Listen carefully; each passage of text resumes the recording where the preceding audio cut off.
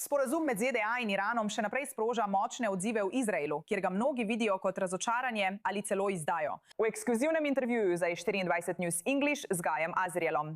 Victoria Coates, nekdanja namestnica svetovalca za nacionalno varnost predsednika Trumpa in trenutna podpredsednica pri Heritage Foundation, zagovarja ravnanje administracije glede sporazuma in pravi, da so nesoglasja med tesnimi zavezniki nekaj običajnega, vendar bi morala ostati znotraj družine. Takole je povedala. Gospa Coates, najlepša hvala, da ste z nami. Izrael seveda ni bil del tega memoranduma o soglasju. Pravzaprav Izrael niti ni bil obveščen o podrobnostih tega memoranduma vse do zadnjega trenutka. Ne morete se izogniti občutku, da mnogi v Izraelu, seveda tudi v vodstvu, vidijo ta memorandum in način, kako je bilo vse skupaj izpeljano, kot veliko razočaranje.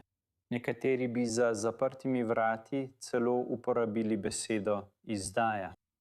Kako vi vidite način, kako je ameriška administracija vodila ta pogajanja, pri tem izključila Izrael in morda ne vedno upoštevala izraelskih interesov v doseženih dogovorih? No, ena točka, ki se mi zdi zelo pomembna, tako za Izrael kot za Združene države, je, da smo obe suvereni državi.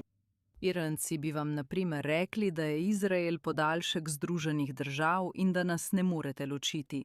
Zdaj, oba imava svoje interese. Vi imate regionalne interese tukaj v Izraelu. Mi imamo širše interese na območjih, tako oddaljenih kot sta Azija in Evropa, vendar jih moramo tudi uravnotežiti. Tako ni nič nenavadnega, da lahko pride do nesoglasij med nami. Pogosto sem imela nesoglasja z izraelskimi kolegi v prvem Trumpovem mandatu, vendar so bila ta nesoglasja vedno znotraj družine. In mislim, da je to res pomembno, da moramo ta nesoglasja ohraniti znotraj družine.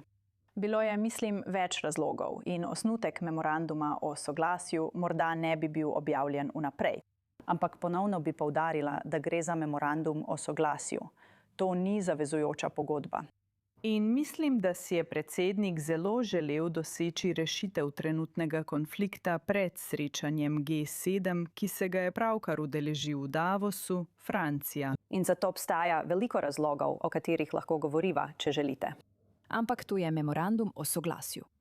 Mislim, da bo pomembno to, kaj bo v končnem dogovoru glede jedrskega vprašanja, ki zmanjšuje to grozno tveganje za obe naši državi. Tam se naši skupni interesi ujemajo. Ste tesen zaupnik predsednika. Pred kratkim vas je celo pohvalil v eni od svojih objav.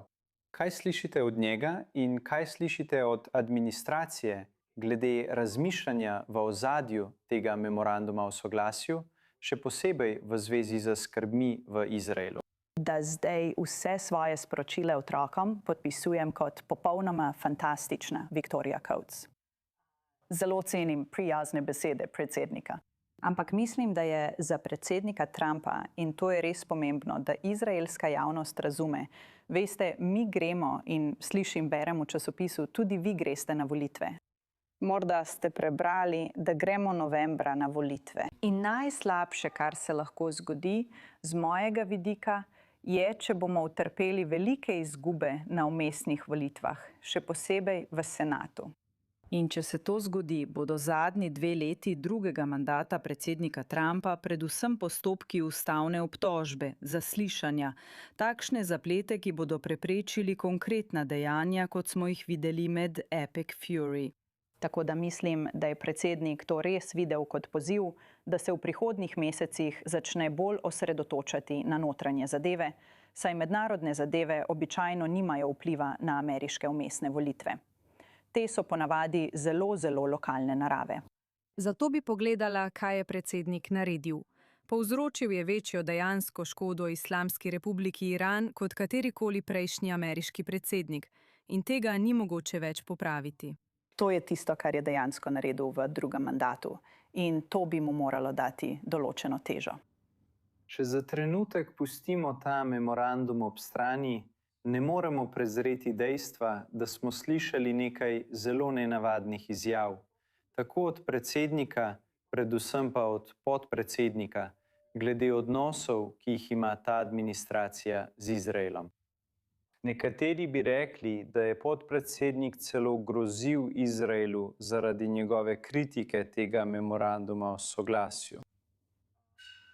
Kako vidite to pomembno spremembo v tonu administracije, ki je veljala za največjega zaveznika Izraela, zagotovo največjega prijatelja Izraela v Beli hiši, do točke, ko številni sovražniki Izraela te izjave vidijo kot znak velikega razkola med administracijama?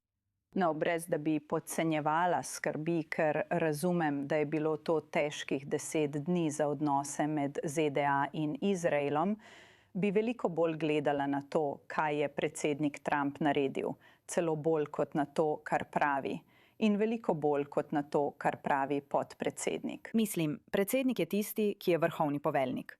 On je tisti, ki je ukazal operacijo Epic Fury. In je tukaj tisti, ki sprejema odločitve. Tako da mislim, da je to ena ključna točka. In poleg tega mislim, da veš, da mora odnos med našima državama preseči to, kdo je predsednik ali predsednik vlade. Sodelovanje med nami, ki se je pokazalo v operaciji Epic Fury Roaring Lion, je neverjetno močno. Mislim, da morava oba stopiti korak nazaj in ne poslušati politično motivirane retorike, ampak raje pogledati skupne zmogljivosti, ki jih imata najini državi. To mora preseči politiko.